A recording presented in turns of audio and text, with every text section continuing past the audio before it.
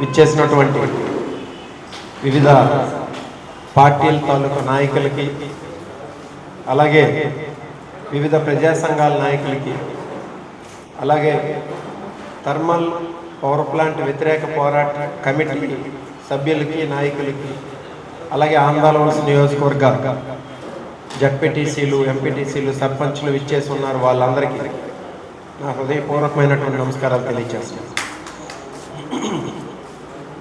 అయితే మొట్టమొదటగా మనం గుర్తుపెట్టుకోవాల్సిన విషయం ఏంటంటే, ఏ జిల్లా కూడా వద్దు, ఏ నియోజకవర్గం కూడా వద్దు అనే ఒక పవర్ ప్లాంట్ని తీసుకొచ్చి మన జిల్లా మీద, మన నియోజకవర్గం మీద రుద్దుతున్నారు అనే ఒక విషయాన్ని మాత్రం ఖచ్చితంగా మనం అందరం గుర్తెరగాలి. ఎందుకనంటే ప్యారిస్ సమ్మిట్ ఒకటి జరిగింది యునైటెడ్ నేషన్స్ వల్ల, అలాగే బాకు అనే ఇంకో సమ్మిట్ జరిగింది. ఈ రెండు సమ్మిట్స్లో దాదాపు 195 దేశాలు సంతకాలు చేశాయి. గ్లోబల్ వార్మింగ్ని, క్లైమేట్ చేంజ్ని మేము రెగ్యులేట్ చేస్తాం, గ్లోబల్ వార్మింగ్ ఒక 2 డిగ్రీల సెంటిగ్రేడ్ని మేము తొందరలో తగ్గిస్తామని చెప్పేసి అని సంతకాలు చేశాయి 195 దేశాలు. అందులో మన దేశం కూడా ఉంది. దాని ప్రకారం ఏంటంటే, ఎక్కువ గ్లోబల్ వార్మింగ్, క్లైమేట్ చేంజ్ అనేది దేనివల్ల కలుగుతుందంటే థర్మల్ పవర్ ప్లాంట్స్ వల్లే కలుగుతుంది. ఇప్పుడు మనం ఉత్పత్తి చేసే విద్యుత్తులో 70% విద్యుత్తు బొగ్గు వల్ల ఉత్పత్తి చేస్తాం. వీటిని 2030 కల్లా 50% తగ్గిస్తామని, 2050 సంవత్సరానికల్లా జీరో చేస్తామని చెప్పేసి అన్ని దేశాలు కూడా సంతకాలు చేయడం జరిగింది. కాబట్టి మనం దీనివల్ల తెలుసుకోవాల్సింది ఏంటంటే, ప్రపంచం మొత్తం వద్దంటుంది, ఎలాగో దేశం మొత్తం వద్దంటుంది, రాష్ట్రంలో ఏ జిల్లా కూడా వద్దంటుంది, ఏ నియోజకవర్గం కూడా వద్దంటున్న పవర్ ప్లాంట్ని తీసుకొచ్చి నేనేదో అభివృద్ధి చేసేస్తున్నాను అని చెప్పేసి ఒక తప్పుడు సంకేతాన్ని ప్రజల్లోకి పంపిస్తూ మన ఆంధ్రవలస ఎమ్మెల్యే ఏం చేస్తారంటే ప్రజానీకాన్ని మోసం చేస్తారు. 100 కోట్లు అవ్వదండి sugar factory, Andhravalasa sugar factory. దాన్ని 100 కోట్లు తెప్పించలేనటువంటి వ్యక్తి 30,000 కోట్లు కోన రవికుమార్కి ఇచ్చేస్తాడు చంద్రబాబు నాయుడు గారు. అందరం అది ఆలోచించాలి. ఏదో అంటారు కదా, అమ్మకి అన్నం పెట్టడానికి చేత కాని వాడు పిన్నమ్మకి ఏదో బంగారు గాజులు చేయిస్తాడని చెప్పేసి 30,000 కోట్లు శ్రీకాకుళం జిల్లాకి ఇచ్చేసినంత దాతృత్వం ఉందా చంద్రబాబు నాయుడు గారు? అలాంటిది ఏమైనా ఉంటే కుప్పంలో తీసుకెళ్ళి పెట్టుకుంటాడు, లేకపోతే అభివృద్ధి చెందుతున్నటువంటి ఇతర జిల్లాలో తీసుకెళ్ళి పెట్టుకుంటాడు. సో ఆ విషయాన్ని మొట్టమొదటిగా మనం గుర్తెరగాలి. ఇంకా చెప్తున్నాడు పొల్యూషన్ ఉండదని చెప్పేసి. 3,200 మెగావాట్ల విద్యుత్, ఒక మెగావాట్కి ఒక సెకండ్కి 150 గ్రాముల బొగ్గును కాల్చాలి. అంటే రోజుకి 10 ట్రైన్లు బొగ్గును అక్కడ కాల్చాలి. 3,200 మెగావాట్లు కానీ ఉత్పత్తి చేయాలంటే 10 ట్రైన్లు బొగ్గును కాల్చితే దానికి కార్బన్ డైఆక్సైడ్ రాదా, దానిలో సల్ఫర్ డైఆక్సైడ్ రాదా, నైట్రిక్ ఆక్సైడ్ రాదా, దానివల్ల బూడిద రాదా? కోన రవికుమార్ గారికి ఏమైనా బొర్రుండి మాట్లాడుతున్నాడు ఆ విషయాన్ని, కాలుష్యం ఉండదని చెప్పేసి. పాత రోజుల్లో బొగ్గు కాలిస్తే కాలుష్యం వచ్చేదట, కొత్త రోజుల్లో బొగ్గు కాలిస్తే కాలుష్యం రాదట. ఒక్క రకమైన ఆలోచన ఉందండి. ఇదంతా ఆయన చేస్తుంది ఎందుకనంటే బూడిద కోసం. ఇన్నాళ్ళు ఏంటంటే ఇసుక కోసం చేసేవాడు రాజకీయం అంతా, ఇప్పుడు బూడిద కోసం రాజకీయం చేస్తాడు. మొన్న ఈ మధ్యన ఈనాడు పత్రికలో కూడా వచ్చింది, అక్కడ రాయలసీమ థర్మల్ పవర్ ప్లాంట్ దీని గురించి బూడిద కోసం అక్కడ లోకల్ ఎమ్మెల్యేలు తన్నుకుంటున్నారని చెప్పేసి. ఎందుకు? సంవత్సరానికి 65 నుండి 70 కోట్లు ఓన్లీ బూడిద వల్ల వస్తుందన్నమాట. ఈ 3,200 మెగావాట్ల పవర్ ప్లాంట్ కానీ ప్రొడ్యూస్ అయితే 120-150 కోట్లు బూడిద అనేది సంవత్సరానికి వస్తుంది. ఇప్పుడు ఆ బూడిద కోసం పాటు పడుతున్నాడు ఈ లోకల్ ఎమ్మెల్యే. అటువంటి పరిస్థితుల్లో ఏంటంటే, అంటే ఇవన్నీ పొల్యూషన్ ఉండదు అని 25 కిలోమీటర్ల రేడియస్లోనండి, అంటే బర్డ్ ట్రావెల్లో 25 కిలోమీటర్ల రేడియస్లో, అంటే శ్రీకాకుళం దరిదాపుల వరకు కూడా పొల్యూషన్ అనేది ఖచ్చితంగా ఉంటుంది. ఆంధ్రవలస మండలం, సరుబుజ్జిలి మండలం, బూజ్జి మండలం, పాలకొండ మండలం, ఎల్ఎన్పేట, నెక్స్ట్ హిరమండలం వరకు, ఇటు శ్రీకాకుళం రూరల్ వరకు 25 కిలోమీటర్ల రేడియస్లో ఖచ్చితంగా ఒక రోజుకి ఇప్పుడు పెద్దలు చెప్పినట్లే ₹1 బిళ్ళ దలసినంత బూడిద అనేది రాత్రికి పగలికి ఉంటుందన్నమాట. దానివల్ల పర్యావరణం ఎంత తేడా జరుగుతుంది. అగ్రికల్చర్ అని వ్యవసాయ పొలాలు వ్యవసాయం అనేది సాగుతుందా? ఆ బూడిద వచ్చి ఆకుల మీద పడితే దానికి జరగాల్సిన ఫోటోసింథసిస్ అంటే కిరణజన్య సంయోక్రియ అంటే జరుగుతుందా? రేపు పంటలు పండుతాయా? ఆ బూడిద అనేది దానిలో ఎన్నో మెటల్స్ ఉంటాయన్నమాట, మెటల్ తాలూకు డిపాజిట్స్. అది నీటిలో చేరితే ఆ నీటిని పశువులు కన్జ్యూమ్ చేస్తే, పశువులు తాగితే వాటి ద్వారా వచ్చే మాంసం కానీ వాటి ద్వారా వచ్చే పాలు కానీ దానివల్ల ఏమవుతుంది? ఈరోజు ఈయన చెప్తున్నాడు VTPSలో విజయవాడ థర్మల్ పవర్ స్టేషన్ లేదా, దానికి పొల్యూషన్ లేదని చెప్పేసి. ఎప్పుడు స్థాపించినా కానీ ఈరోజు దానికోసం ఎన్నో ఉద్యమాలు చేస్తున్నారండి. అక్కడ నేషనల్ గ్రీన్ ట్రిబ్యునల్ ఈ మధ్య 2024లో దానికి నోటీస్ ఇచ్చింది, పొల్యూషన్ అవుతుందని చెప్పేసి. ఒక్కసారి Vijayawada thermal power station pollution agitations అని ఒక్కసారి నెట్లో కూడా చూపిస్తారు ఎన్ని దాని గురించి వస్తున్నాయని చెప్పేసి. ఈరోజు అమరావతి అక్కడ నిర్మిస్తున్నారని చెప్పేసి 2030 కల్లా థర్మల్ పవర్ స్టేషన్ క్లోజ్ చేయడానికి ప్లాన్ చేస్తున్నారు. అమరావతి మీద బూడిద రాకూడదు, ఆంధ్రప్రదేశ్ మీద మాత్రం వచ్చేవచ్చు. ఇది నిజమండి. 2030కి Vijayawada thermal power station close చేయడానికి అన్ని సన్నాహకాలు జరుగుతున్నాయి. అక్కడ ఆ చుట్టుపక్కల ఉన్న ఇబ్రహీంపట్నం చుట్టుపక్కల ఉన్న విలేజ్లు అన్నీ కూడా ఈరోజు పోరాటాలు చేస్తున్నాయి. అది అక్కడికి వెళ్ళి చూడాలి. కావాలంటే ఖచ్చితంగా నేను చెప్తున్నాను, మనం కొంతమందిని తీసుకెళ్ళి అక్కడ చూపిద్దాం. ఎందుకు ఇక్కడే ఉందండి, పరవాడ దగ్గర పవర్ ప్లాంట్ ఉంది, NTPC ఉందండి, national thermal power station. Hinduja power plant ఉందండి. ఇక్కడ కొంతమందిని తీసుకెళ్ళి చూపిద్దాం. ఆయన డౌట్ ఉంది కదా, ఆయన కరెంట్కి పవర్ కూడా తేడా తెలియదు ఆయనకి. ఎమ్మెల్యే కానీ కరెంట్ అని అంటాడు, ఫ్యాక్టరీ అంటాడు, ప్లాంట్ పట్టుకొని ఫ్యాక్టరీ అంటున్నాడు, ఇండస్ట్రీ అంటున్నాడు. ఆయన తీసుకెళ్ళి చూపిద్దాం. నేను ఒక బీటెక్ ఎలక్ట్రికల్ ఇంజనీరింగ్ చేశాను, ఎంటెక్ ఎలక్ట్రికల్ ఇంజనీరింగ్ చేశాను, PhD ఎలక్ట్రికల్ ఇంజనీరింగ్ చేశాను. ఖచ్చితంగా థర్మల్ పవర్ ప్లాంట్ వల్ల పొల్యూషన్ అనేది ఉంటుంది. ఏ పొల్యూషన్ కంట్రోల్ బోర్డు తీసుకొచ్చి చెప్పించమనండి. కార్బన్ డైఆక్సైడ్ రిలీజ్ అవుతా, రోజుకు 10 ప్రేళ్ళు బొగ్గు కాలిస్తే కార్బన్ డైఆక్సైడ్ రిలీజ్ అవుతా. థౌజండ్స్ ఆఫ్ ఇయర్స్ వాతావరణంలో డిపాజిట్ అయి ఉండిపోద్దండి ఆ carbon dioxide. Thousands of years pollution లేదంటారేంటి? ఏ పొల్యూషన్ కంట్రోల్ బోర్డు మెంబర్తో వచ్చి చెప్పించమనండి. మెదడున్న ఏ వ్యక్తి కూడా అది మాట్లాడనమాట. మెదడు లేని వ్యక్తి అహంకారం తలకెక్కించుకున్న వ్యక్తులు అలాంటి మాటలు మాట్లాడుతారు. ఇంకా చూద్దాం. ఇంకా వాటర్ వచ్చేసరి నేను చెప్తున్నాను న్యూమరికల్ స్టాటిస్టిక్స్ అనండి. 2.5 cubic metre per second, not per second, per hour. 2.5 cubic metres per hour per megawatt అవసరం. దాన్ని మొత్తం క్యాలిక్యులేషన్ చేసుకుంటే దగ్గర 4 నుండి 4.5 TMC నీరు అవసరం. ఇంకా పక్కన టౌన్షిప్ కడతారు, దానికి నీరు అవసరం. మొత్తం 6.5 TMC నీరు అనేది అవసరం. అంత నీరు ఎక్కడ ఉందండి? చెప్తున్నాడు లిఫ్ట్ పెట్టి చేసేస్తారని చెప్పేసి. మన వంశధార ప్రాజెక్టుకు ఉండే ఎలికేషన్ ఎంతనంటే 50 TMC నీరు మన ఆంధ్రప్రదేశ్కి. దానికి ఇంకా 50 TMC ఆంధ్రప్రదేశ్ వాళ్ళకి ఇవ్వద్దని చెప్పేసి ఇంకా వంశధార ట్రిబ్యునల్ ద్వారా సుప్రీంకోర్టులో కేసు వేసి ఇంకా పెండింగ్లో ఉంచారు ఒరిస్సా గవర్నమెంట్. ఆ 50 TMCలు మనం ఒప్పుకుంటే 50 TMCల్లో ఇప్పుడు గొట్టా బ్యారేజ్ ద్వారా left main canal, right main canal ద్వారా 2.5 లక్షల ఎకరాలకి ఇరిగేట్ చేయడానికి 25 TMC ఫస్ట్ క్రాప్కి ఇచ్చేస్తున్నాం. ఫస్ట్ క్రాప్ ఒక TMC ద్వారా 10,000 ఎకరాలు పండుతుంది. ఎప్పుడైనా అది గుర్తుపెట్టుకోండి.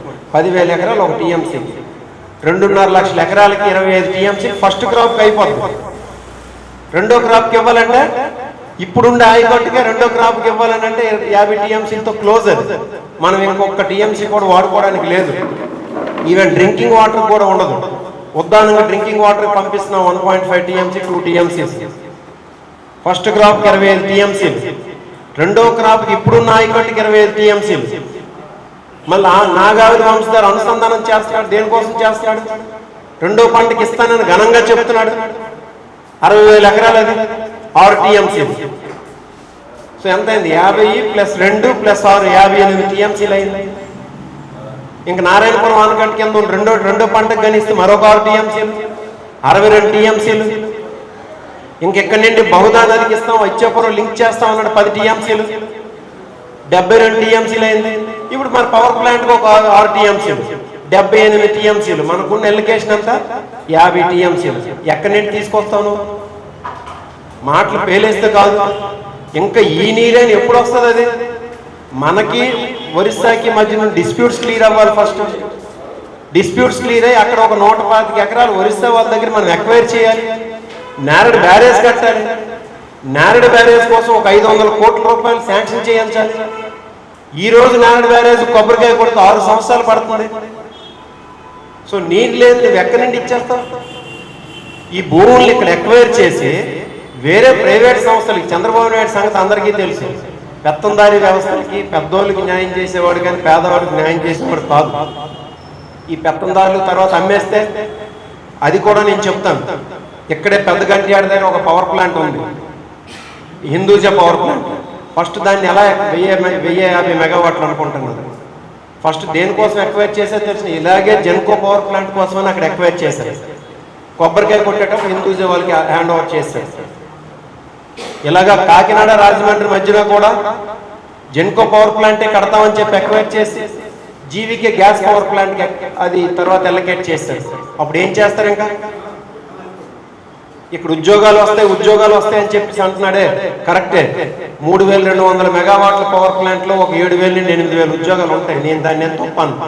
7000 8000 ఉద్యోగాల్లో 4-5 వేల ఉద్యోగాలు రిక్రూట్మెంట్ ద్వారా జరిగి, గవర్నమెంట్ ద్వారా డైరెక్ట్ గా రిక్రూట్మెంట్ ద్వారా వేరే రాష్ట్రం అంతా వాళ్ళు వచ్చి ఉండేదండి. అది ఈ స్థానికులకి ఏం ఉద్యోగాలు వస్తాయండి? ఒక 2000-2500 ఉద్యోగాలు వస్తాయి. కరెక్టే. అది స్థానికులకి ఎలాంటి ఉద్యోగాలు? చీపుర్లు పట్టుకొని ఊడ్చే ఉద్యోగాలు, పేపర్లు ఏరే ఉద్యోగాలు, బాత్రూములు క్లీన్ చేసే ఉద్యోగాలు, ఇవే ఇక్కడ ప్రజలకు వచ్చే ఉద్యోగాలు. అవి ఎందుకు? ఏ విజయవాడ హైదరాబాద్ వచ్చి ఇక్కడ బాత్రూమ్ క్లీన్ చేయడానికి రాడు కదా. అలాంటి ఉద్యోగాలు ఈ 6 టీఎంసీల వల్ల 60,000 ఎకరాలు పండుతుంది. 60,000 ఎకరాలు పండితే ఎంతమందికి ఉపాధి కలుగుతుంది? సో ఇలాంటి మోసపూరితమైనటువంటి ఆలోచనలతో ఈరోజు ఈ పవర్ ప్లాంట్ పెడుతున్నారు. దాన్ని ఖచ్చితంగా మనం అడ్డుకోవాల్సినటువంటి అవసరం ఎంతైనా ఉంది. ఇంకా కోన రవికుమార్ చెప్తున్నాడు ఈరోజు అదటువంటి బ్యారల్ ల్యాండ్ అంటే ఎందుకు పనికిరాని ల్యాండ్ అంటే, ఎన్నో ప్రెస్ మీట్లు పెట్టి చెప్తున్నాడు ఎందుకు పనికిరాని ల్యాండ్, అక్కడ ఎవరు గిరిజనులు లేరు, ఆవాసాలు లేవు, ఏమీ లేవు. ఆయన 2014-15 అనుకుంటున్నాడు. ఆయన ఒక 102 ఎకరాల కోసం ఒక అప్లికేషన్ పెట్టాడు. నేను పూలును కూరగాయలు పండించుకుంటాను, ఆర్ఆర్ ఫ్లవర్స్ అని ఒకటి, రేవతి ఫ్లవర్స్ అని ఒకటి, ఆయన పేరు మీద ఒక 51 ఎకరాలకి, వాళ్ళ సతీమణి పేరు మీద ఒక 51 ఎకరాలకి అప్లికేషన్ పెట్టాడు. ఆ అప్లికేషన్లో క్లియర్గా రాశాడండి ఒకటి, ఏంటి, వెన్నెల వలస ల్యాండ్స్ చాలా ఫెర్టైల్ ల్యాండ్స్, ఎర్ర భూములు ఉన్నాయి, అక్కడ గ్రౌండ్ లెవెల్ వాటర్ చాలా ఎక్కువ ఉంది, వెన్నెల వలస రిజర్వాయర్ ఉంది, చాలా సారవంతమైన భూములు ఇవి, ఈ భూముల్లో అన్ని రకాల పంటలు పండుతాయి అని చెప్పేసి ఆయన రిటర్న్గా సంతకం పెట్టి, ఆయన సంతకం పెట్టి ఒకటి, ఆయన సతీమణి సంతకం పెట్టి ఒక పేపర్ ఉంది. నేను అది కూడా తీసుకొచ్చి చూపిస్తాను. దమ్మున్నోడైతే మా నియోజకవర్గ ఎమ్మెల్యే రమ్మనండి, ఓపెన్గా డిబేట్కి రమ్మనండి, ఇరిగేషన్ అధికారులను తీసుకొచ్చి పెట్టమనండి, పొల్యూషన్ కంట్రోల్ బోర్డు అధికారులను తీసుకొచ్చి పెట్టమనండి, పొల్యూషన్ ఉండదని చెప్పించమనండి, వాటర్ ఎలా ఇస్తారో చెప్పమనండి. ఆయన ఫెర్టైల్ ల్యాండ్స్ కాదన్నారు కదా, ఆయన రాసిన లెటర్కి ఆయన ఏం సమాధానం చెప్తాడో చెప్పమనండి. ఇలాంటి పనికి మాలిన అహంకార పూరిత మాటలు మాట్లాడడానికి ఎవరు ప్రజానీకి ఒప్పుకోరు. నీకు మదమెక్కి ఒంటికి తలకి ఒక అహంకారం పట్టి మాటలు మాట్లాడితే అది ఎలా దించాలో ప్రజలకి తెలుసు, మన గిరిజన గ్రామాలకి తెలుసు, మన ఆంధ్రవలస నియోజకవర్గ ప్రజానీకానికి అందరికీ తెలుసు. ఆ విషయాన్ని గుర్తు పెట్టుకోమని చెప్పి హెచ్చరిస్తున్నా, ముందే చెప్తున్నాను. ఖచ్చితంగా ఈ పవర్ ప్లాంట్ రావడం కోసం వైఎస్ఆర్ కాంగ్రెస్ పార్టీ పనిచేస్తుంది. వ్యతిరేకించడం కోసం, పవర్ ప్లాంట్ రానివ్వకుండా ఉండడం కోసం వైఎస్ఆర్ కాంగ్రెస్ పార్టీ పనిచేస్తుంది. ఈ విషయాన్ని తొందరలోనే జగన్మోహన్ రెడ్డి గారి దృష్టిలో కూడా పెడతాం. మేమందరం జగన్మోహన్ రెడ్డి గారి అనుమతి కూడా తీసుకుంటాం. ఆయన కాకరాపల్లి సోంపేట పవర్ ప్లాంట్ నేను ఎంకరేజ్ చేసింది లేదు, డిస్కరేజ్ చేశారు ఆయన.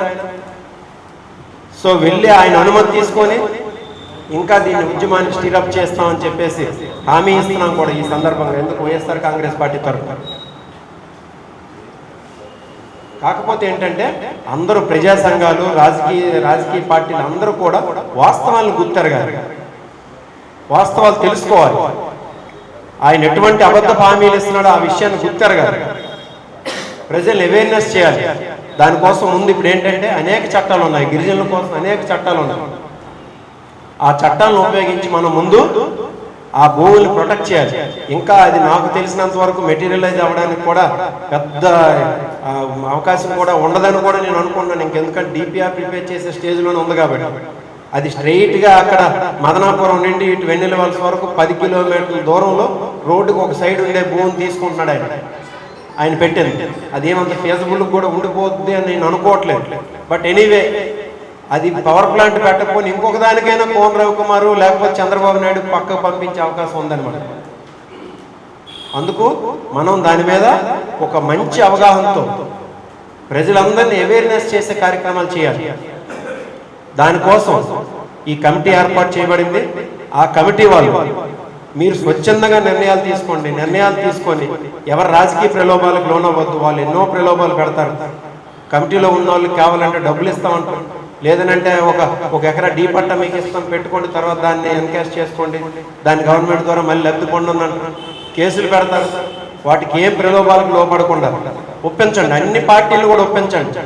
టీడీపీ వాళ్ళు కూడా వెళ్ళి ఒప్పించండి. వాళ్ళని వెళ్ళి కలవండి. ఒకసారి వినరు, 2 సార్లు వినరు. ఎందుకనంటే వాళ్ళ పైన ఒత్తిడి వాళ్ళు వినరు. వాస్తవాలు చెప్పండి. 4-5 సార్లు చెప్పిన తర్వాత 6వ సారి అయినా వింటారు, కన్విన్స్ అవుతారు. అందరినీ కలుపుకొని ఈ కమిటీ స్వచ్ఛందంగా నిర్ణయం తీసుకొని ఆ నిర్ణయాన్ని సపోర్ట్ చేయమని చెప్పేసి ఆ తర్వాత రాజకీయ పార్టీలని, ప్రజా సంఘాలను ఆహ్వానించండి. మా పార్టీ తరఫున అలాగే నేను కూడా స్వచ్ఛందంగా ఏంటంటే దీనికి ఏదైనా అవసరమైన ఖర్చులకు కూడా మీట్ అవుతానని చెప్పేసి, అలాగే మా పార్టీ తరఫున కూడా సంపూర్ణమైనటువంటి సహకారం అందిస్తామని చెప్పేసి ఈ సందర్భంగా తెలియజేస్తూ, ఇంతటి మంచి కార్యక్రమాన్ని ఇక్కడ ఏర్పాటు చేసినటువంటి ఈ కమిటీ సభ్యులందరికీ, అలాగే ఇక్కడికి హాజరైనటువంటి పెద్దలకి, వివిధ రాజకీయ పార్టీ నాయకులకి, అలాగే ప్రజా సంఘాల నాయకులకి అందరికి కూడా ఇంకా తొందరలోనే దీని మీద ఒక పవర్ పాయింట్ ప్రెజెంటేషన్, ఎందుకంటే మీడియా వాళ్ళకి, ఇక్కడున్న కమిటీ సభ్యులకి అందరికీ కొన్ని ఫ్యాక్ట్స్ అనేది తెలియాలి. తెలిస్తే ఆయన మాట్లాడేటప్పుడు ఆ మీడియా వ్యక్తి అతనే, ఎందుకంటే మీడియా తాలూకు ఇంపార్టెన్స్ అతనే అడుగుతాడు, ఎలా నువ్వు వాటర్ తీసుకొస్తావు అని చెప్పేసి. ఆయన ఏదో నేను లిఫ్ట్ పెట్టేస్తాను, ఎలా పెట్టేస్తున్నావు? ముందు లిఫ్ట్ పెట్టడానికి ముందు ఎందుకు వంశధార నాగాలు అనుసంధానం ఎందుకు చేస్తున్నావు? ముందు దీనికోసం చేస్తున్నావా? అలాంటి ఎందుకనంటే వాళ్ళకి ముందు మీడియా వాళ్ళకి, ప్రజా సంఘాలకి, వాళ్ళకి కొంత అంటే ఇదేదో కొత్తగా అవగాహన చేసుకోవాల్సిన అవసరం కాదు, కానీ కొంతవరకు ఒక బ్రెయిన్ స్టార్మింగ్ సెషన్ అనేది తొందరలో ఏర్పాటు చేస్తాం. దానికి అందరిని ఆహ్వానిస్తాం. వచ్చేటప్పుడు ఆ ప్రెజెంటేషన్ చూసి కొన్ని ప్రశ్నలు అనేవి ఆయనకే మీడియా వాళ్ళు సంధిస్తే ఆయనే తోక ముడుస్తాడు. ఆయన ఏమి తెలియకపోయినా తెలిసినట్టు యాక్ట్ చేసేటువంటి వ్యక్తి అతను. అన్నీ నాకే తెలిసినట్టు. ఒక్క వ్యక్తి అతను ఒక్క విషయం అది తెలియదు. అతను ప్రపంచంలో అన్నీ తెలిసిన వ్యక్తి ఎవరూ లేరు, ఏమీ తెలియకుండా ఉన్న వ్యక్తి ఎవరూ లేరు. There is no person who knows everything and similarly there is no person who knows nothing. అది తెలుసుకోలేనటువంటి అహంకార వ్యక్తి అతను. సో అందుకు ఒక మంచి బ్రెయిన్ స్టార్మింగ్ సెషన్ అనేది తొందరలో ఏర్పాటు చేద్దాం. ఈ అవకాశం కల్పించినటువంటి కమిటీ సభ్యులకి, పెద్దలందరికీ మరొకసారి హృదయపూర్వకమైనటువంటి ధన్యవాదాలు తెలుస్తూ థ్యాంక్ యూ వెరీ మచ్.